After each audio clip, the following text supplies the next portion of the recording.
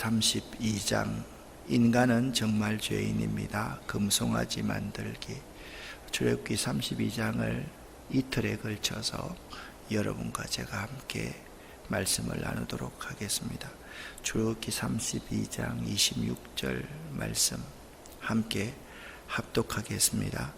이에 모세가 진 문에 서서 이르되 누구든지 여호와의 편에 있는 자는 내게로 나오라 하며 레위 자손이 다 모여 그에게로 가는지라. 아멘. 여러분과 제가 오늘 이 시간에 출애굽의 여정 가운데서 이스라엘의 가장 비극적인 사건 가운데 하나인 금송아지 우상을 만드는 이야기를 한번 말씀을 나누어 보려고 합니다. 일부 예배를 인도하고 나서 다시 올라가서 금송아지를 만들 때까지의 그 기간, 그 놀라운 출애굽의 역사를 기적을 경험하고 나서 금송아지를 만들 때 그 기간이 얼마 정도 됐을까를 한번 제가 쭉 한번 찾아보고 확인을 해봤습니다. 이게 출애굽의 지도입니다. 이스라엘 백성이 여기 고센 땅에서 이렇게 출애굽하여서 쭉 올 때 여러 개 말씀드렸잖아요. 광야를 지납니다. 수르 광야, 에담 광야, 그 다음에 신 광야, 여기가 시내 광야입니다. 여기서부터 이까지 이르렀을 때 기간 그 자체가 얼마 정도 되느냐 하면 2개월 정도가 됩니다. 주로 찾아보니까 출애굽했던 날이 첫 해가 제1년 14일에 첫 해가 1월 14일에 출애굽을 했어요. 그런데 이스라엘 백성들이 여기 보니까 르비딤을 떠나서 출애굽기 19장 1절에 보면 르비딤을 떠나서 시내 광야에 도착한 것이 제3월이다 이렇게 나와 있어요. 그러니까 출애굽한 날짜가 1월 14일이고 오늘 32장에 보면 절기를 맞이하매라고 하니까 여기도 3월 달이니까 3월 14일 되니까 여기 출애굽한 날부터 지금 시내 광야에 도착한 기간이 2개월 정도밖에 안 걸리는 거죠. 그러면 우리가 생각할 때 보면 그렇게 짧은 기간이네.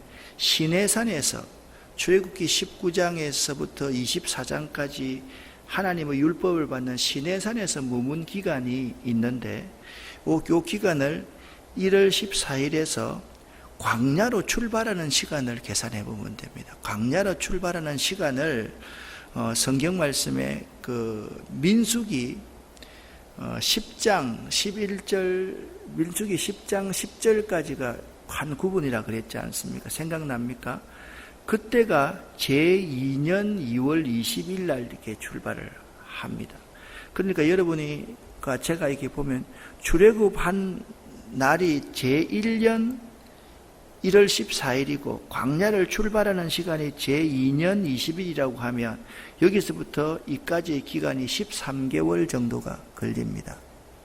그러니까 출애굽해서 시내 광야에 도착하는 기간이 2개월이라고 한다면 시내산에서 머문 기간이 11개월 정도가 됩니다.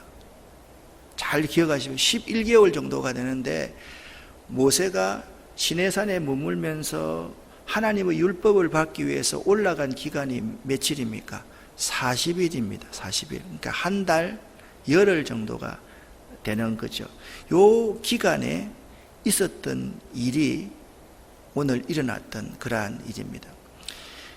여러분과 제가 32장 1절 말씀을 보면 백성들이 금송아지를 왜 만들었는가가 잘 나와 있습니다. 백성이 모세가 산에서 내려옴이 뭐함을 보고 더딤을 보고 그렇게 말씀을 하고 있습니다.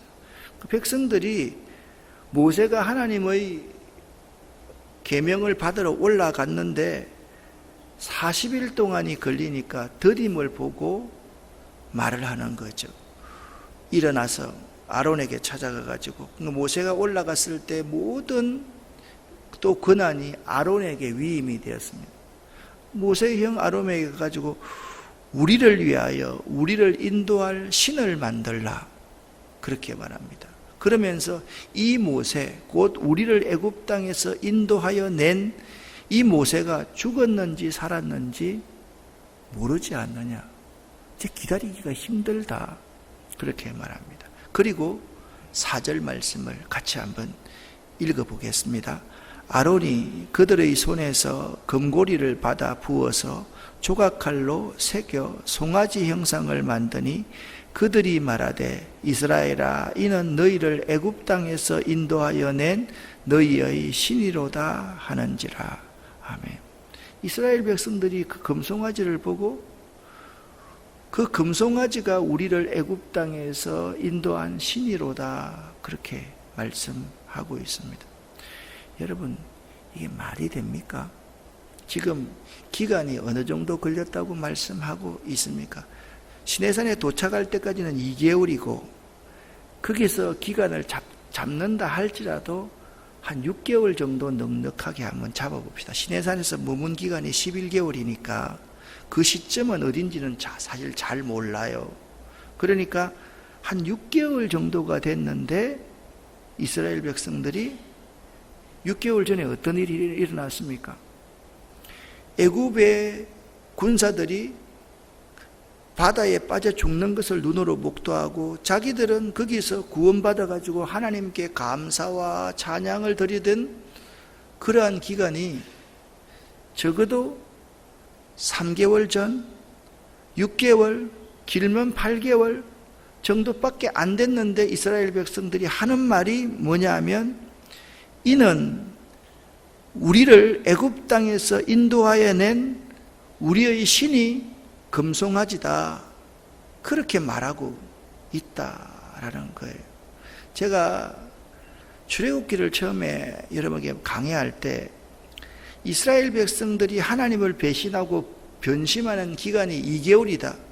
2개월이 넘지 않는다라고 말을 했는데 사실 우리가 가만히 한번 생각해 봐요. 은혜를 받고 나서 2개월이라면 60일입니다. 대부분의 사람의 세일에 3주 정도가 지나가면 이전하고 더 악하고 더 똑같은 모습으로 돌아갑니다. 2개월을 버티는 것도 대단한 거예요. 사실 알고 보면. 여러분은 어떻습니까? 하나님 앞에 은혜를 받습니다. 주일날 여러분과 제가 그 주일날 정말 하나님 앞에 예배드리고 설교하는 게 은혜로워가지고 콧물을 짜면서 하나님 정말 감사합니다 라고 했습니다. 그 기간이 어느 정도 갑니까? 일주일 정도는 됐죠. 2주일, 3주 정도 지나가면 그 은혜 받았는지 안 받았는지 전혀 모르는 것이 여러분과 저의 모습입니다. 이스라엘 백성들의 모습을 한번 보십시오. 5절 말씀이면 아론이 보고 그 앞에 금송아지 앞에 제단을 쌓고 말을 하기를 내일은 여호와의 절일이니라 하니. 자, 여러분 가만히 한번 보십시오. 출애굽한 것이 제1년 1월 14일 날 출애굽해서 그들이 시나 강야에 도착한 것이 3월입니다.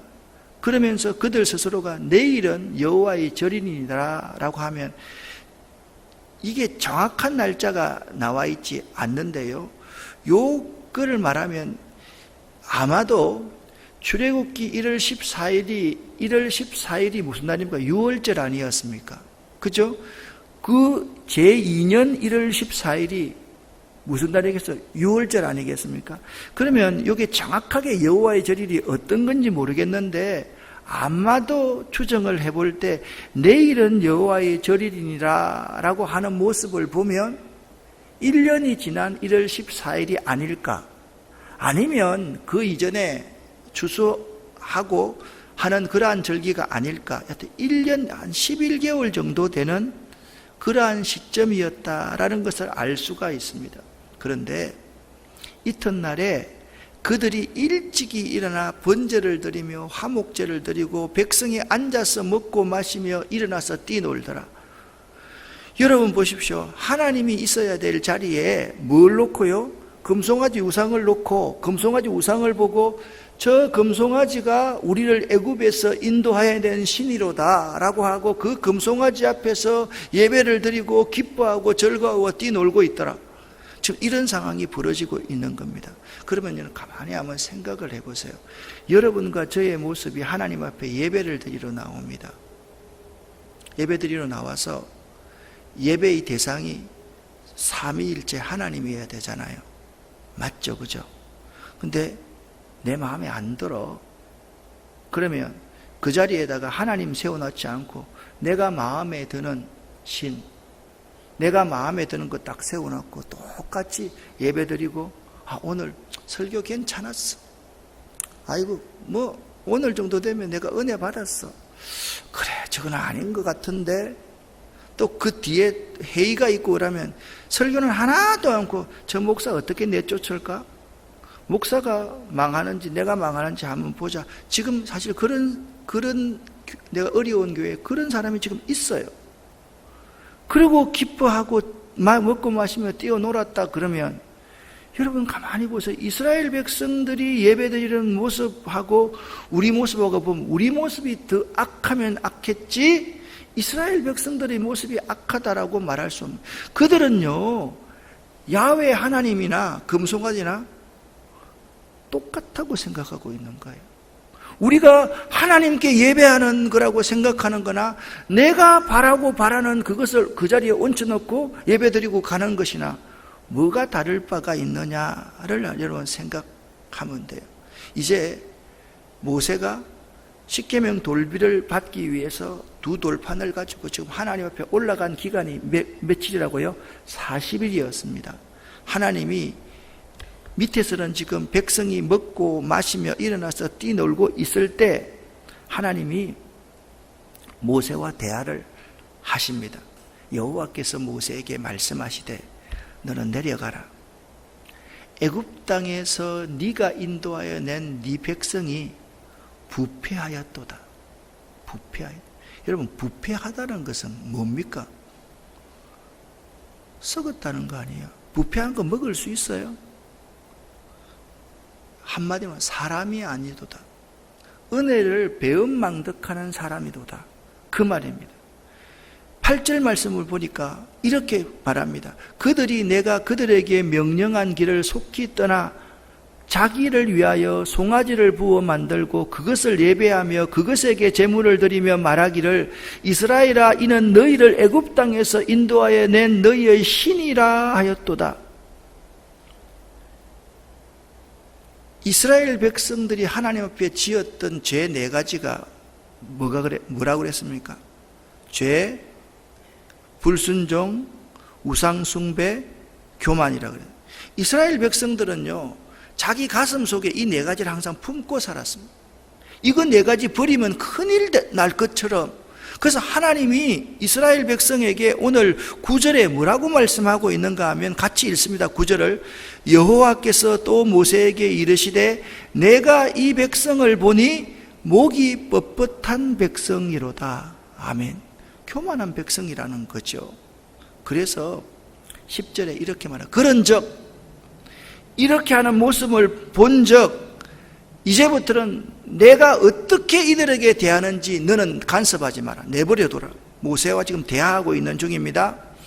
그렇게 말합니다. 내가 그들에게 진노하여 그들을 진멸하고 하나도 남김없이. 여러분 집에서 이 음식이 부패하면 조금 남겨두고 버립니까? 아니면 싹 다 치워버립니까? 아깝습니까? 하나님이 지금 이렇게 말하는 거예요. 이스라엘 백성이 부패하여서 내가 저들을 싹 썰어서 다 죽여버리겠다. 하나님이 그렇게 말합니다. 그리고 말합니다. 모세 너를 큰 나라가 되게 하리라. 그렇게 말합니다. 모세가 깜짝 놀랐습니다. 자, 이 상황을 우리 상황에 한번 비추어 봅시다. 여기 앉아있는 분들이 여러분이 다 가족입니다. 여러분이 이 자리에 모세와 하나님이 대화하는 사람입니다. 내가 있잖아, 너희 가문의 사람들 이렇게 부패한 모습을 보고 목이 뻣뻣하니까 다 죽여버릴게 라고 말하면 여러분은 뭐라고 대답을 했겠습니까? 하나님 맞습니다, 저것들 다 죄지었으니까 다 죽여버리십시오, 이렇게 말하겠습니까? 깜짝 놀라가지고 하나님이 우리 가문을 사랑하시는데 우리 가문의 사람을 다 죽이다니요. 하나님이 그 권능과 강한 손으로 애굽 땅에서 인도하여 내신 이 백성 아닙니까? 어찌하여 이 백성을 애굽 사람 앞에서 부끄럽게 하시려고 합니까? 주의 백성에게 이 화를 내리지 마옵소서, 그렇게 말을 합니다. 자, 그러면 여러분에게 묻습니다. 자, 출애굽 서론을 할 때 이런 질문을 여러분에게 드린 적이 있습니다. 생각나실 겁니다. 하나님이 이스라엘 백성을 왜 출애굽시키셨습니까? 이스라엘 백성이 의로워서 왜 출애굽시켰다고 그랬습니까? 하나님이 아브라함을 선택하시고 나서 아브라함에게 약속한 거예요. 400년 후에 네 백성을 내가 구원할 것이다. 아브라함과 하나님이 약속한 그 약속 때문에 이스라엘 백성들을 요셉의 때에 애굽으로 내려가게 하시고 수없는 바로가 죽고 나서 430년이 되었을 때 그들을 하나님께서 출애굽을 시키셨던 거예요. 이스라엘 백성이 의로워서 출애굽시킨 게 아니에요. 구원한 게 아니에요. 자, 하나님이 제일 먼저 이 약속을 누구랑 했습니까? 아담과 했습니다. 그 다음 약속을 아브라함과 했습니다. 지금 하나님이 고센 땅에서부터 출애굽하여서 시내산에 도착해가지고 출애굽기 19장부터 24장까지 보면 그들에게 십계명의 돌비를 주시고 24장에 그들과 뭘 맺으십니까? 언약을 맺으셨습니다. 그때부터 하나님이 너희가 내 선민이 되리라, 너희는 제사장의 나라가 되리라, 출애굽기 24장에서 말씀하셨습니다. 그리고 나서 법궤를, 성막을 이렇게 만들고 법궤도 이렇게 만들고 공교히 만들어서 이런 사람을 세워서 만들어라. 그게 31장까지 내용이었습니다.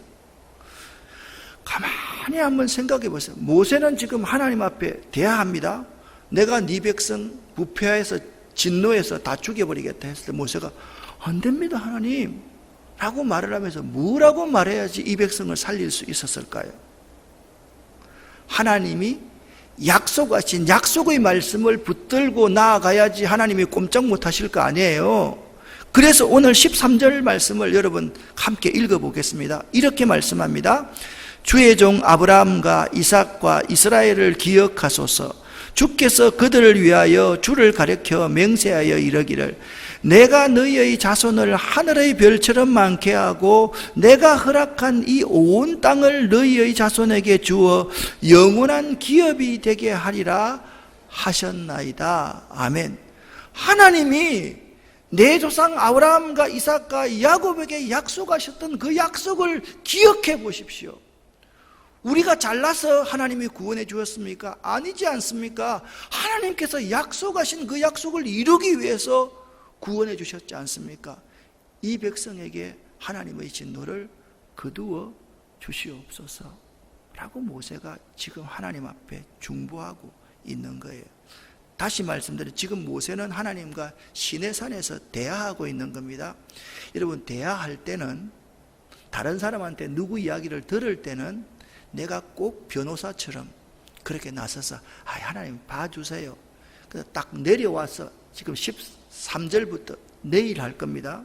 내려와서 이스라엘 백성들이 우상을 만들어 놓고 그 앞에서 기뻐 뛰어놀고 막 할렐루야 하고 있는 모습을 보니까 모세가 화가 치밀어 올라요? 안 올라요? 내려와서 그 십계명 돌비를 그들 앞에서 꽉 깨버려요. 모세는 더 죽이고 싶은 거예요. 이게 우리 인간들의 모습입니다. 출애굽기 32장에 금송아지를 부어 만드는 사건을 통해서 하나님은 뭘 보여주느냐 하면 하나님이 택하신 선민이라 할지라도 제사장의 나라가 된다 할지라도 그들은 뿌리까지 속까지 다 죄인이라는 거예요. 우리들이 그런 모습이라는 거죠. 여러분과 저의 모습 가운데서 만약 이런 마음이 조금이라도 있으면 여러분과 저는 구원받을 수가 없습니다.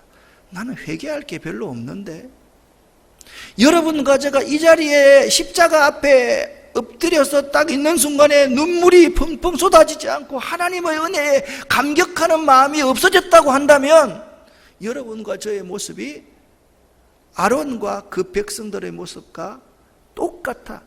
더하면 더했지 덜한 사람이 아니더라. 이것을 우리에게 말씀해 주고 있습니다. 금송아지를 부어 만드는 사건은 있잖아. 인간은 죄인이다. 나는 죄인이다. 우리는 죄인이다. 우리는 죽을 수밖에 없다. 그래서 예수 그리스도가 필요하다. 이 사건을 우리에게 말씀해 주고 있는 겁니다. 여러분, 그랬더니 14절 말씀에 이렇게 말합니다. 여호와께서 뜻을 돌이키사 말씀하신 화를 그 백성에게 내리지 아니하시니라. 여러분과 제가 한 번 죽는 것은 사람에게 정하신 이치요, 반드시 죽습니다. 안 죽을 사람 있으면 손 들어 보십시오. 반드시 죽습니다. 미안한 말씀이지만 여러분이든 저든지 오늘 저녁에도 하나님이 데려가시면 죽을 수밖에 없는 사람입니다. 한 번 정하신 것이 죽음인데, 죽음 이후에는 뭐가 있습니까? 반드시 심판이 있습니다. 선악간에 하나님 앞에 섭니다. 전규태, 너 뭐하고 왔냐? 목사하다고 왔습니다. 그래, 그때 아마 성경 말씀에 보면 내 지나간 행위가 필름처럼 다 돌아갈 겁니다. 한글 보면 처음부터 끝까지 전부 다 죄를 짓거나 불순종하거나 우상 숭배를 만들었거나 교만한 일밖에 다 없는 거예요. 너 죄를 네가 알렸다? 하나님, 정말 나는 죄인입니다. 그래, 너 영원한 지옥에 가서 죽음의 삶을 살아라. 하나님이 선포하려고 이걸 딱 이렇게 치려고 하고 있을 때 예수 그리스도가 나타납니다. 하나님, 어찌하여 이 전규택이라는 사람을 지옥으로 보내려고 하십니까? 저 사람 목사짓 잘못했어도, 죄인으로 살았어도 내가 갈보리 언덕에서 피로 산 사람 아닙니까? 나를 봐서 용서해 주세요. 그 말을 오늘 모세가 이렇게 말합니다. 아브라함의 하나님, 이삭의 하나님, 야곱에게 하신 그 약속을 기억하셔서 진노를 돌이켜 주십시오. 그래서 제가 예수님 덕분에 지옥에 안 가고 천국으로 가게 되는 것입니다.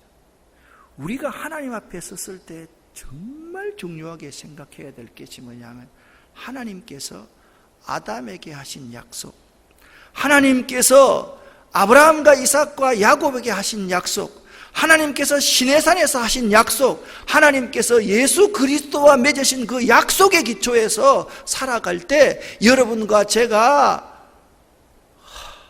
구원받은 것이 너무 감사하고 감격합니다. 이 자리에 앉아서 숨을 쉬고 있는 것조차 감사할 것밖에 없습니다 라고 고백할 수 있다라는 거예요. 사랑하는 여러분, 여러분과 저의 모습이 하나님이 방금 지금 짧으면 있잖아요, 3개월에서 길면 12개월 안에 하나님께서 나에게 죽을 수밖에 없는 상황에서 여러분과 저를 구원해 주셨는데, 여러분은 이스라엘 백성처럼 우상을 만들며, 그것이 목사님 돈이 있어야 살아요. 돈 없으면 어떻게 살아요? 목사님 자식 없으면 무슨 재미로 살아요? 건강 없으면 무슨 재미로 살아요? 그것도 있어야지 살지요. 그렇게 말하면서 그것 때문에 예배드리고 기뻐하고 즐거워하는 사람이라고 한다면 우리는 이들보다 더 나쁜 사람이에요. 우상을 부어서 만들고 나서 이것이 우리를 애굽 땅에서 우리를 구원하신 야훼 하나님이다. 그렇게 말하고 있는 여러분과 제가 이스라엘 백성들보다 더 나은 사람일까요? 한번 오늘 새벽에 여러분과 제가 한번 생각해 보자고요. 십자가 앞에 여러분과 제가 서서 과연 내가 하나님 앞에 자랑할 만한 것, 내가 가지고 있는 돈, 내가 이루고 있는 가정 다 앉아서 있잖아요. 오늘 예배 괜찮네. 오늘 새벽 예배 나를 좀 꾸중하네. 나는 저런 죄인이 아닌데. 그렇게 여러분과 제가 판단하고 있다라고 한다면 정말 하나님께서 이렇게 말씀하고 하실 거예요. 내가 너희를 보니 목이 뻣뻣한 백성이구나. 내가 너희에게 진노해서 너희를 싹 쓸어버리리라. 하나님께서 그렇게 말씀하셔도 아무 할 말 없는 자가 여러분과 저일 거다라는 사실을 오늘 새벽에 한번 꼭 여러분과 제가 함께 묵상하기를 원합니다. 여러분은 죄인입니까? 아니면 의인입니까? 여러분과 제가 하나님 앞에 우상을 만들고 있습니까? 아니면 하나님이 여러분과 저의 삶의 전부입니까? 아마도 우리는 우상을 부어 만들어서 그것에 절하며 그것으로 말미암아 기뻐하고 즐거워하고 있는 자가 여러분과 저가 아닐까라고 생각합니다. 기도하겠습니다.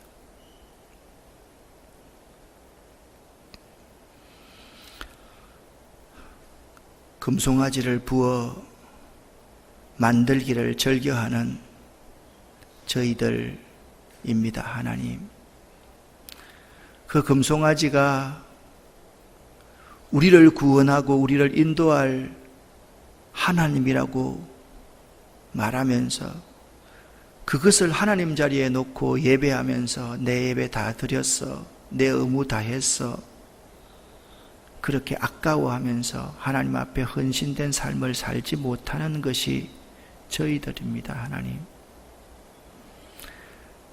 하나님, 우리가 뿌리까지, 가슴 속까지, 우리의 심장까지 다 죄인임을, 인임을 하나님 앞에 고백합니다. 하나님 용서하여 주시옵소서. 그래서 예수님이 저희에게 필요한 분임을 오늘 이 새벽도 꼭 깨달아 알 수 있도록 도와주시옵소서. 예수 그리스도 이름으로 축복하옵고 간절히 기도 올립니다.